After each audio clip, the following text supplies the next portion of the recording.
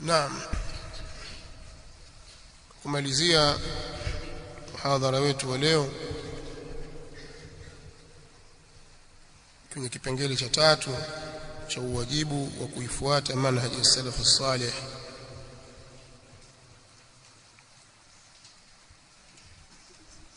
Nitasema kwa ufupi kwanza kwamba ni wajibu juu yetu kuifuata njia hii, na njia hii haina mbadala, kwa hiyo hakuna khiari. Kwa lazima mimi nifuate manhaji ya salaf bwana? Kwani nikiwa muislamu wa kawaida tu sitakwenda peponi? Swali litakuja, hiyo kawaida unayokusudia wewe ni ipi? Kwamba muislamu wa kawaida tu, muislamu wa kawaida ni yupi? Kaa utafakari vizuri neno hili kwamba muislamu wa kawaida, kwani lazima mimi nifuate salafi bwana? Kwani ikiwa muislamu wa kawaida tu, kwa sababu salafi sio muislamu wa kawaida, sio? Sasa kaa utafakari maneno yako, uyapime, uyaweke kwenye mizani, alafu uangalie uzito unachokisema kiko katika sheria. Wewe uislamu wa kawaida unaokusudia wewe ni upi?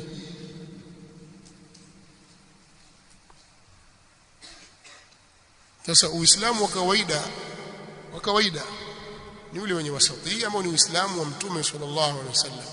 Hakuna ghulu, hakuna uzembe ndani yake, ni ule uislamu wa sawa sawa ambao ndio uislamu wa mtume Muhammad sallallahu alaihi wasallam na maswahaba zake. Wewe waonaje uislamu? Je, wao walikuwa uislamu wao ni wa kawaida au ni kituko kwako? Lakini ule uislamu uliokuta nao baba zako na babu zako ndio waona wa kawaida, sio? Ule wa mtume Muhammad sallallahu alaihi wasallam na maswahaba zake, ule ni uislamu wa kituko, wa kimaajabu maajabu.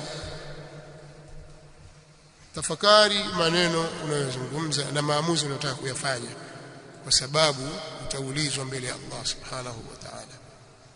Lakini lugha ya ufupi kabisa, hakuna mbadala wa manhaji hii, mfumo huu. Hakuna njia mbadala wala hakuna khiari kwako ya kuchagua kwamba ima nichague huku au huku. Ni lazima kufuata njia aliyoiweka mtume Muhammad sallallahu alaihi wa alihi wasallam. Na ndio maana ilipokuja kwenye Al-Qur'an, kwenye sura Al-An'am, Allah subhanahu wa ta'ala katika maelezo mengi kisha akasema, akiambiwa mtume sallallahu alaihi wasallam atuambie, wa anna hadha sirati mustaqiman fattabi'uhu. Kwanza kipengele hiki waambia watu kwamba hii ndiyo njia yangu iliyonyooka, ifuateni.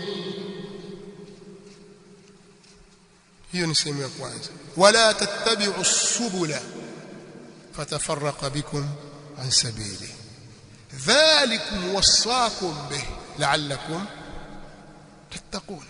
Mtume sallallahu alaihi wasallam anaambiwa maneno haya, na ndiyo anayotusemea, na yapo ndani ya Qur'an. Na wala msizifuate njia nyingine. Kuna njia nyingi, msizifuate hizo. Zitawafarikisheni nyinyi, zitawagaweni nyinyi, na matokeo yake mtaiacha njia yake. Hivyo ndivyo mnavyoamrishwa. Wasia kwa maana ya amri, hiyo ni amri. Dhalikum wasaakum bih, hivyo ndivyo mnavyoamriwa, hivyo mnapohusiwa kwamba mfanye. Hakuna kukata shauri, ni kufuata. Kwa ni wajibu. Sasa ili kulifafanua zaidi suala hili, mtume sallallahu alaihi wasallam alipokaa na maswahaba zake akachora mstari mpana mrefu, khattan tawila, akachora mstari. Alipouchora mstari ule akawaambia, hadha sabili, huu mstari mnaoona hapa ndio njia yangu. Njia yangu iko hivi, imenyooka kama rula au zaidi. Hii ndiyo njia yangu. Kisha akachora pembezoni ya mstari ule, akachora mistari mingine midogo midogo. Hii njia kubwa, alafu njia pana, kisha akachora mistari midogo midogo pembeni, kuliani na kushotoni.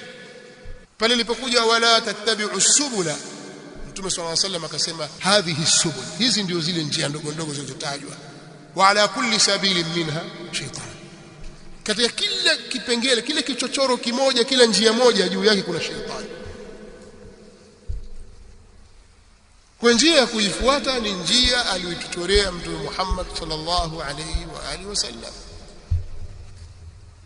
na ni wajibu juu yetu kuifuata, sio khiari.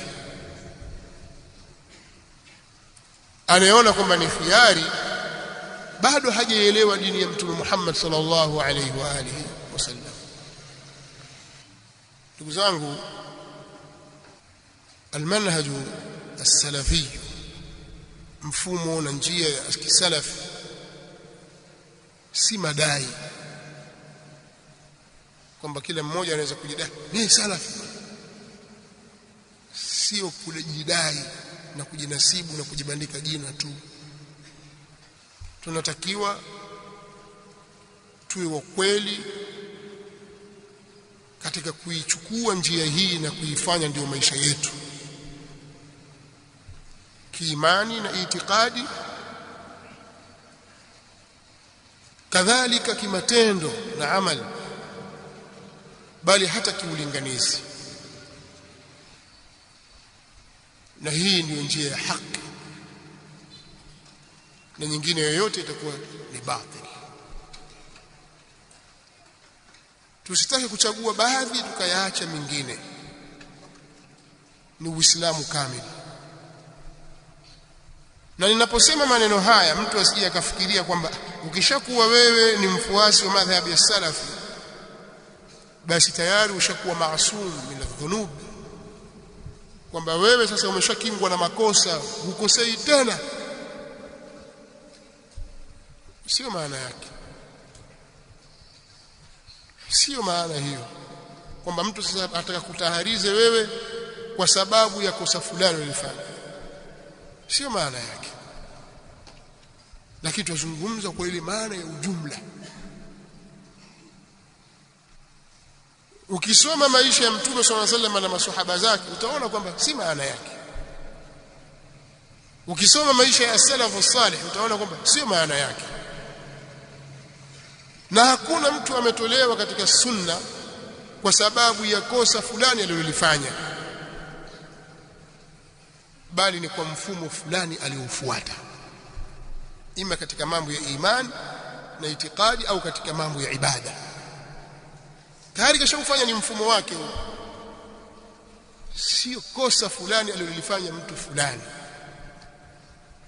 Sasa utofautishe baina ya hili kuwa ni kosa la mtu fulani kalifanya, kakosea mahali fulani, na kuwa huo ndio mfumo wake yeye na watu wake. Mfumo wao uko hivyo, mfumo wao katika kuamiliana na watu wa bid'a uko hivyo, mfumo wao katika kuamiliana na watawala wao uko hivyo.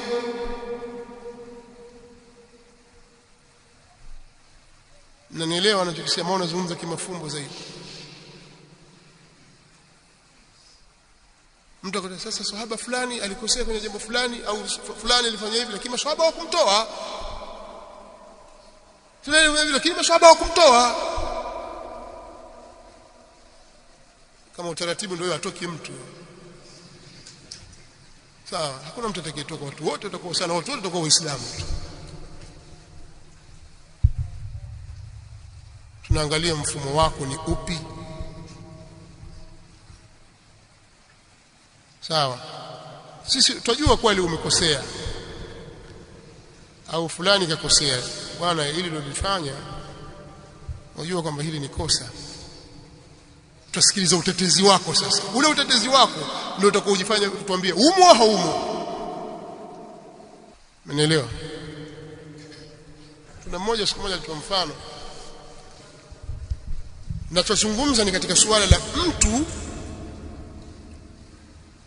namna anavyojitetea wakati anapokosea. Kwa mfano, labda nichukulie mfano, kwa nini wewe umekunywa pombe? Hii si pombe hii. Hapana bwana, mimi wajua nilijua hii ni togwa. Unajua togwa? Mimi nilijua huu ni uji, sikujua kama ni pombe. Basi bwana, kama ukujua afallahu anka, haina neno, sio? Lakini mwingine akwambia kwani pombe ina ubaya gani? yani majibu mawili tofauti, wote wamekunywa. Kuna ndugu yetu mmoja alikuwa atoa mfano, asema mtu mathalan, kuna bwana mmoja alimgusa mwenzake hivi ni makalio yake, alafu alipomgusa, wewe wana vipi bwana? Samahani bwana, nilijua mke wangu. Unaonaje udhuru huo? Udhuru na sababu aliyotoa ni mbaya zaidi kuliko kosa alilofanya. Ndio wa mashekhe hao wanaotetea bid'a na uhizbia, watakutetea jambo ambaye bwana sio kama mtu mtoa tu. Kwani yeye aelezaje katika kutoa udhuru wake? Yeye asemaje? Kosa umelifanya, hili ni kosa. Ukikuta salaf, mbona umefanya kosa? Wallahi mimi sikujua, nilitatizika katika jambo hili, sikujua, mimi nilikuwa nafahamu kuna 1 2 3, lakini msingi kweli wa dawa salafia jambo hili halifai kutaamali na watu wa bid'a. Mimi sikufikiria jambo hili kwamba kuna hivi na hivi na hivi, Allah nisamehe makosa. Lakini mwingine anakuambia kwani kuna ubaya gani bwana, sisi sote waislamu bwana, ikhtilafu ziko hata enzi za mtume sallallahu alayhi wasallam kuweko bwana, waliambiwa kaswali kwa Bani Quraidha bwana, asiswali yoyote al-asr isipokuwa kwa Bani Quraidha bwana, wengine wakaswali njiani lakini hawakutoana. Huyu mzushi, harufu yatoka ya uzushi kupitia maneno yake. Mnanielewa ninachokisema? Kwa hiyo turudi katika maudhui yetu. Nimetaka kusema nini hapa? Kama mko hadhir, nataka kusema kitu gani mpaka nimesema maneno haya? Naam, hata ukikaa pia sema kwa sauti tu. Nataka kusema nini? Sijakaa nasema peke yangu. Kimfumo haupo, mnielewa? Asante, wewe umenielewa vizuri zaidi tena, jazakallahu khairan. Lazima tutofautishe baina ya vitu hivi. Wewe mfumo wako upi katika kuelekea makosa? Kosa ni kosa au lile ulifanya si kosa? Kwa hiyo kuna watu wana mifumo, hata kama ulichokifanya ni kitu kidogo. Angalia wanawazuoni, kuna mwanachuoni mmoja nadhani Imam Ibn Kathir, nimeweka mpaka mstari sikumbuki juzu ya ngapi, katika al-Bidaya wa Nihaya. Kuna bwana mmoja katika Ahlus Sunnah wal Jamaa alimpa mwenzake mswaki, bwana piga mswaki huu ni sunna. Akauchukua ile mswaki akasema mimi mswaki huu nitaupiga, akaeka katika tupu yake ya nyuma, kwamba nitapiga huko mswaki nini bwana?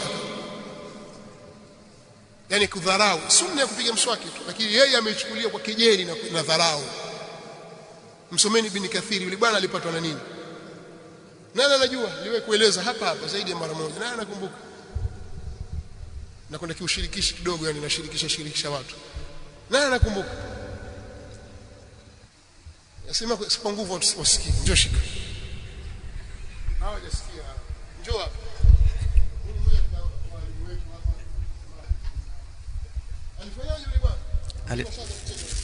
Alipata ujauzito na akajifungua.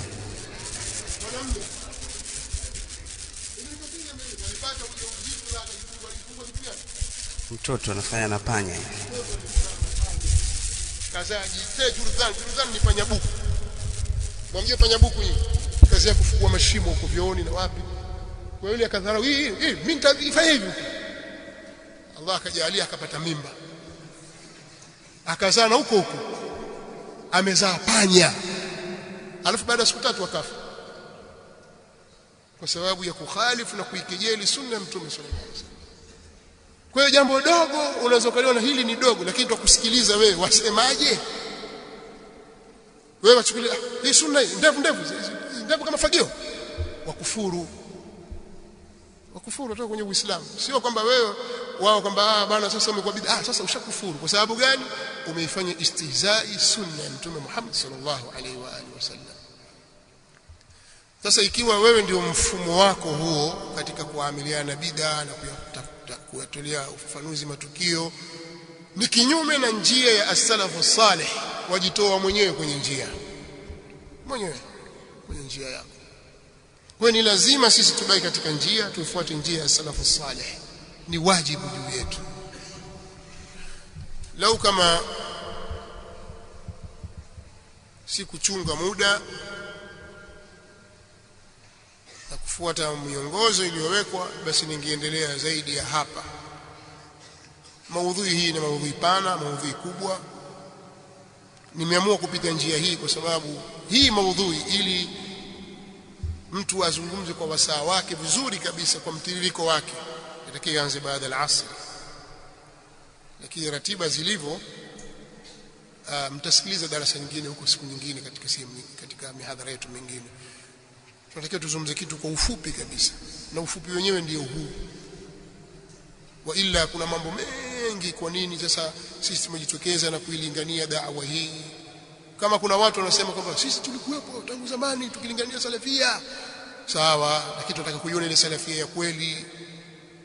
Ndio hiyo hakika ya manhaji ya salaf, ndio hiyo au ni madai tu?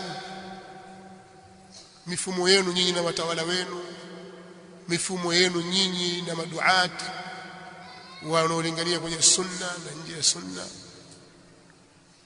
ahlul bid'ah wal ahwa, mifumo yenu na jamaa za takfiri, nyinyi mna msimamo gani kuhusu makhawarij na jamaatu takfiri? Misimamo yenu ni ipi? Kauli zenu ni zipi? Mwasemaje kuhusu mambo ya maandamano na migomo? Msimamo wenu ni upi? Mwasemaje kuhusu watawala? Mwasemaje kuhusu maulama waliosimama katika njia ya sawa, njia ya haki? Msimamo wenu ni upi? Kwa wanaozuoni na walinganizi wa bid'a, msimamo wenu ni upi? Jibainisheni. Mkijibainisha watu watawafahamu, sababu dawa iko wazi, na sio masala ya kulalamika na kudai tutapewa red card, hakuna kutoa red card. Sisi ni nyinyi wenyewe mwajitoa katika njia. Mwasemaje nyinyi kuhusu watawala? Awe mtawala mathalan ni Muislamu katika nchi ya Kiislamu, msimamo wenu ni upi? Mtawala wa Kiislamu katika nchi isiyokuwa ya Kiislamu, msimamo wenu ni upi? Mtawala asiyekuwa Muislamu katika nchi isiyokuwa ya Kiislamu, msimamo wenu ni upi? Mtawala katika nchi ambayo Waislamu wana uhuru wa kuabudu na kufanya mambo yao, msimamo wenu ni upi? Watawala na mfumo ya kinchi ambayo Waislamu katika nchi hiyo hawana uhuru wa kueneza dini yao, msimamo wenu ni upi? Bainisheni msimamo wenu, bayinu lana misimamo yenu nyinyi kuhusu maandamano na migomo. Sisi dawa salafia tangu wakati huo huko nyuma tutazungumza mambo ya maandamano na migomo, ni vitu visivyofaa. Lakini kuna makundi jinasibisha na sunna, ilikuwa ndio mifumo yao, maandamano na migomo. Maandamano na migomo ya sensa ilipita hapa, na watu wanaojinasibisha kuwa ni watu wa sunna, lakini wana kigeugeu, leo wasema hivi, leo wanasema hivi. Lakini dawa salafia imesimama katika msimamo wake ule ule, haubadiliki. Na kauli zipi juu ya watu wa bid'a hao, mnataamali nao vipi na mnaishi nao vipi? Mtu yuko na makhawarij na firaku nyingine, mashia au maibadhi ndio wenzake, nyinyi mtaamali naye vipi? Mwamchukuliaje mtu huyu? Wasemaje? Kauli yenu ipi? Bainisheni. Na nielewa ninachosema, si kudai tu. Sasa hao kazi yao kulalamika tu. Kuna baadhi ya watu kazi yao kulalamika tu, sisi tangu zamani salafia, tangu zamani bwana. Sawa, kama wewe ni dai, ni mlinganizi wa da'wa salafia, alhamdulillah, khair, bainisha msimamo wako kwa watu. Lakini talbisi katika dini ni kitu kisichofaa. Kwa ufupi namalizia maudhui yangu kwa kusema hivi, nimezungumza mambo matatu. Katika mazungumzo yote haya nimezungumza nukta tatu. Nimejaribu kuelezea as-salafi ni kina nani. Hiyo chukua nukta hizo. As-salafi ni kina nani? Masalaf, as-salafiyun, na kuna as-salaf wenye kujinasibisha na as-salaf, alafu kuna hao salafu wenyewe. Sasa as-salafu ni maswahaba na wanafunzi wa maswahaba ambao wanaitwa tabi'in, na wanafunzi wa maswahaba atba'u tabi'in, na wale watu walioishi ndani ya zile karne tatu bora, hao wanaitwa as-salafu salih. Sisi tunaojinasibu na wale ni as-salafiyun, ni wafuasi wa wale salaf, na hakuna vibaya kujinasibisha na hilo. Hii ni nukta ya kwanza. Nukta ya pili ni fadhila za watu kushikamana na njia hii. Katika fadhila kubwa ni kupata ahadi ambayo Allah subhanahu wa ta'ala ameahidi kuwapa wale waliotutangulia. Ni radhi, kupata radhi za Allah subhanahu wa ta'ala. Kama sisi tutawafuata wale, tutapata radhi za Allah subhanahu wa ta'ala. lakini pia itakuwa ni sababu ya kuingia katika aljanna. Nasallallahu ta'ala alfirdaus al'ala. Kwa hizi katika fadhila, na aya zilizokuja na hadithi zilizokuja kutaja fadhila ni nyingi, nikataja kidogo tu. Lakini jambo jingine ni uwajibu na ulazima wa sisi kufuata njia hiyo, hakuna khiari. Wa anna hadha sirati mustaqima fattabi'uhu wa la tattabi'u as-subula fatafarraqa bikum an sabili. Kwa mtu akwambia kuna kikundi Hizbu Salafi, ni mtu anapaparika, hana cha kusema. Lakini sisi tunasema huu ni mfumo wa maisha yetu ya kidini na dunia, tunataka tuishi katika hali hiyo. Tukienda na hali hizo na mfumo huo, basi tutasalimika sisi. Wengine kwamba watakuja sasa, kama nyinyi mfuata salafi, maswahaba walikuwa wakipanda punda. Huyu ni mjinga wa kwanza. Sawa? Mjinga wa kwanza huyo, atakiwa aeleweshwe. Mnaelewa sijui? Hajajua dini huyu, muhurumieni, atakiwa aeleweshwe. Hao ni kama wale wanaosema sasa, kama hii bid'a, mbona mafeni msikitini, makapeti, mbona mapanda ndege kwenda hija?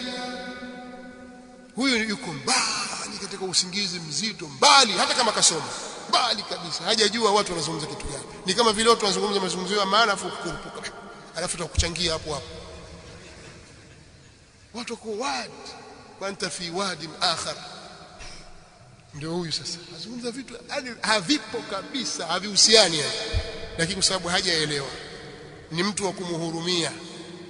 Hata ukimwona amevaa kilemba kikubwa sana, kilemba si vazi tu, siweza kwenda Uturuki na ukanunua kilemba la Uturuki lile kubwa hivi, kama umevaa watermelon hapa kichwani, umevaa kama umevaa nini, umevaa tikiti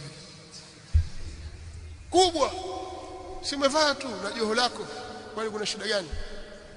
Mavazi ni kuvaa ni kitu kingine na elimu ni kitu kingine. Kwa hiyo katika fadhila zinazopatikana ndani yake katika wajibu, ni uwajibu wa kufuata manhaji hii na njia hii ya salafu salih. Kwa mtu asije kukubaisha, mbona mpandi punda, mbona mfanyi hivi, huyo hajaelewa, atakiwa akae chini asome. Kwa hiyo inshallah katika muhadhara tutakayofuatia kuna baadhi ya vipengele naona kama havikuelezwa hapa, lakini mimi nitakuja kuvieleza inshallah katika muhadhara wa kesho. Nazo zile ni da'aim za da'wa salafia, misingi ambayo imejengwa juu yake da'wa salafia. Lakini pia nitakuja kueleza hatari ya watu kuikhalifu njia hii na matokeo yake, matokeo ya watu kuikhalifu njia hii. Tusitarajie kheri panapotokea mukhalafa, ukiukwaji wa njia hii. Tusitarajie kheri, tutarajie shari juu ya shari kwa ukiukwaji wa njia hii. Tutalaumiana, tutaonyeshana vidole, lakini maadamu tumeikiuka njia hii, tusitarajie kheri yoyote, na kheri iko kwenye kuifuata njia hii. Lakini pia insha Allah katika muhadhara wa kesho tutajaribu kuelezea maulama wetu waliosimama katika njia hii, hasa katika zama hizi. Wa ila tunaweza kueleza mtiririko maulama tangu karne hizo, kwa sababu wanaozuoni wametaja, kina Abu Hatim Ar-Razi wametaja kwenye vitabu vyao, kwenye kipindi hiki alikuwepo fulani na fulani na fulani na fulani na fulani katika mji fulani na mji fulani na mji fulani, kisha wakaja wakina fulani katika mji fulani na mji fulani, ametaja mpaka wakati wake. Wakaja wengine wakataja kutoka pale mpaka wakati wao, lakini mambo yote yametajwa kwenye vitabu. Sasa sisi tutakatutaje katika hizi zama zetu tu maulama wetu waliosimama katika njia ya haki, na namna watu wa batili wanavyopiga vita kwa dhulma na uadui na mingineyo. Inshallah tutakufuatia baada ya hapo. Kwa nyinyi shikeni na chukueni haya mambo matatu niliyowatajia, nayo ni nini manhaji salaf, au salafu ni kina nani, usalafu wa kweli ni upi, fadhila za kufuata manhaji hii pamoja na uwajibu wa kufuata manhaji hii na njia. Kisha manhaji inakusudia mfumo na njia. Naomba kuishia hapa, basi kutakuwa kuna utaratibu wa kujibu maswali. Nasema kuna baadhi ya mikhalafa wao wameiacha, kama vile kugomea sensa. Tushaacha mambo yale, kwa mtusamee, ndio sisi masalafi sasa wamuomba msamaha nani? Wanamuomba msamaha nani? Kwani sisi ni kama kule madhabahuni kwamba ukishafanya makosa ukaungame kwa fulani na fulani? Sisi wakati wa ile sensa tulisimama kwenye mimbar na majukwaa mbalimbali tukiwatahadharisha kwamba hiyo maslaki tunayokwenda nayo ya kukhalifiana viongozi wa nchi dhahiri shahir ni njia ya kipotofu, sio njia ya sawa. Mwaweza kuwafikishia, wafikishieni, lakini kusema kwenye mimbar na kufanya migomo na kadha na hii si jambo la sawa. Tukapigwa vita, magazeti yao yakaandika, wakatoa kwenye maridio, watupiga vita sisi. Hao vibaraka wa Marekani hao, wametumwa na Wayahudi hao, Mossad, walipwa kutoka Marekani. Mpaka tukasema basi kama Marekani waamrisha watu wasome dini, ikawa watu kazi yao kusomeshana dini na kuamrisha wanawake wao vae hijab na kuiweka mbali na mambo ya shubha, basi watakuwa wao ndio wenye Uislamu wa kweli. Basi wafaa. Lakini hayo maneno tu mtuambia sisi ya kidhulma, hakuna ukweli huo. Lakini wakatutumu, wakatusema kweli, lakini sasa tukurudi nyuma, wanaonyesha kwamba ile njia walioitumia ilikuwa si sawa, njia ya migomo na hii njia za maandamano. Wao sera yao hasa ni migomo na maandamano. Tunajua haya mambo wameyatoa wapi, kwa sababu huu ndio mfumo wa dawa ya Ikhwanul Muslimin dunia nzima. Tangu ilipoasisiwa Muslim Brotherhood, mfumo wao ni hivyo. Kwa hiyo mfumo ule umeathiri katika vikundi mbalimbali katika kila nchi. Kwa hiyo wao hawakuingia kule bahati mbaya, wameingia kimkakati na kimfumo. Sasa sisi tuwatahadharisha watu, huo ni mfumo wa Ikhwanul Muslimin, si sawa. Sasa wasiseme kwamba wameacha mambo ya sensa, waseme wameuacha uikhwani, usururi wameuacha, wamerudi katika njia ya sawa. Wazungumze kwa Waislamu, wabainishe kwamba jamani, ile njia na ile maslaki sio ya sawa. Sawa ni vile walivyokuwa wanasema wale masalafi, walikuwa tukiwapinga wale. Mmoja kaandika masalafi wasiwagawe ahlus sunna kwenye nchi ya Kalamu. Kuna gazeti fulani hivi sasa, pana nchi ya Kalamu pale, nchi ya Kalamu akaandika pale masalafi wasiwagawe ahlus sunna, kwamba hawa hivi wakatusema sisi. Waliwakuta mashekhe ndio hao kwenye migomo na maandamano. Miaka ya 90 katikati hapo kuja 2000 maandamano yalikuwa mengi, nao mashekhe wengine wakishiriki, tukiwaona shiriki mbele kabisa, tena maandamano ya vyama vya siasa na mingine yasiyokuwa hayo, watu wakishiriki. Mwambie jamani, sio mfumo huu wa dini yetu. Sasa hivi kweli watakuja kukataza maandamano haya watayakataza huku wenyewe wajisuta, kwa sababu si mfumo wao, si agenda yao kukataza haya mambo ya maandamano. Na hii ndio njia wanaopita as-salafiyun, na ndio agenda yao wao, sio agenda wao, wanadandia tu. Mpaka leo makhurafi wakataza maandamano mahizbiyun wakataza maandamano hapa hii, lakini wasema uongo, si wa kweli, mpaka warudi katika njia sawa, kwa sababu mfumo walionao wao ni mfumo wa hivyo katika kila nchi. Ukisikia kuna Rabiul Arabi, si Kiingereza mwasemaji, mimi nasema Rabiul Arabi, ambayo ilipelekea ile intifadha ya kupindua nchi nyingi za Kiislamu. Nchi nyingi zikapinduliwa, inaitwa Rabiul Arabi, wenyewe wanasema Rabiul Arabi. Ule ni mfumo wa kiikhwani, na ikhwani haijawahi kufanikiwa hata siku moja. Billahi alaikum, hebu angalieni alipoingia ikhwan Umar al-Bashir katika nchi ya Sudan. Nyie mfuatilie mambo. Yule Umar al-Bashir na mwenzake yule Hassan Turabi, wale ni maikhwani aqha. Miaka 30 bwana amekaa, karibu miaka 29 kufikia 30. Hakuleta jambo lolote la maana kwenye nchi yake, pamoja na utajiri alionao, mpaka ameondolewa kwenye madaraka na ameingia kimapinduzi.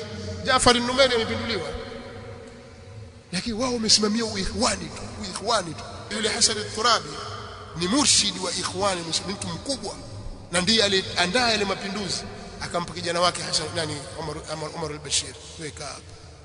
Sasa ikawa shida, huyu nani asikilizwe? Maana kiongozi kama vile ulivyokuwa Mashia, kuna rais alafu kuna al-murshid al-aam, aitwaje yule Ayatullah Al-Khamenei.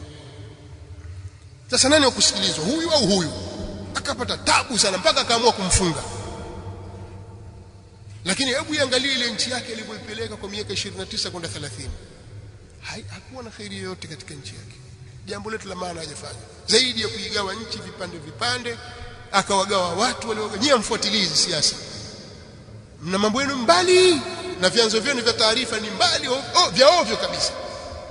Kwa hiyo tafsiri zenu za matukio pia ni tafsiri za ovyo. Lakini wakawa wanapanga mambo ya kuzipindua nchi fulani ipinduliwe, nchi fulani ipinduliwe, Misri ipinduliwe, aondolewe Hosni Mubarak, aondolewe Ali Abdullah Saleh Al-Ahmari kule Yemen, aondolewe Abdul Aziz Bouteflika, aondolewe. Yani wao kuondoa kupindua nchi zikaharibika kabisa. Ndio mifumo yao. Hasa niambieni, katika nchi zote zilizopinduliwa ambazo maikhwani walikuwa na mikono wakisaidiwa na nchi za magharibi nyuma, ni nchi gani ilipata faida kwa mapinduzi hayo? Nchi gani? Libya mpaka leo, tangu 2012. Yemen mpaka leo, na nchi nyingine sami wala haraj. Lakini hizi ndizo harakati za kiikhwan muslim, la khaira fiha, hakuna khairi ndani yake, na waandishi wake ni waongo kwa jina la Uislamu. Kwa hiyo hao jamaa hao watakiwa jisalimishe katika njia sawa sawa, waachane na ikhwani, warudi katika njia ya haki, njia ya salafu salih. Na maneno yao, vitendo vyao vitaonyesha kwa watu kwamba sio lazima wakaungame kwa mtu fulani. Hakuna mambo ya kuungama kwa mtu fulani. Wewe una vyombo vya habari, una njia zako za kuzungumza da'wa salafia, iweke wazi mfumo wako ni upi, maulama wako unawarejea ni kina nani, msimamo wako wewe kuhusu mambo kama haya ni upi, msimamo wako kuhusu watu wa bid'a na wengine ni upi. Usinganganie kwamba khilafu iko. Watu wote duniani wanaosoma ilmu ya dini na ilmu ya usuli fiqh wajua khilafu iko, lakini khilafu ziko, khilafu zenye kuzingatiwa na ambazo hazizingatiwi katika dini ya Allah subhanahu wa ta'ala. Nasallallahu lana wa lakum al-afiyah was-salam. Eti turuhusu maswali bado yaendelee? Sitosha. Mkisema nimuulize maswali nitasema sana. Tosha leo. Inshallah kesho pengine tutapata nafasi ya maswali. Pengine hao tutakuuliza sasa hivi atajibika kesho. Tuwe na subra katika jambo letu. Wallahu ta'ala a'lam. Leo nimeamua kupita njia hii. Sasa sijui imeeleweka vizuri au hapana. نسأل الله لنا ولكم العافية والسلامة. سبحانك اللهم وبحمدك واشهد أن لا إله إلا أنت استغفرك وأتوب إليك. سؤال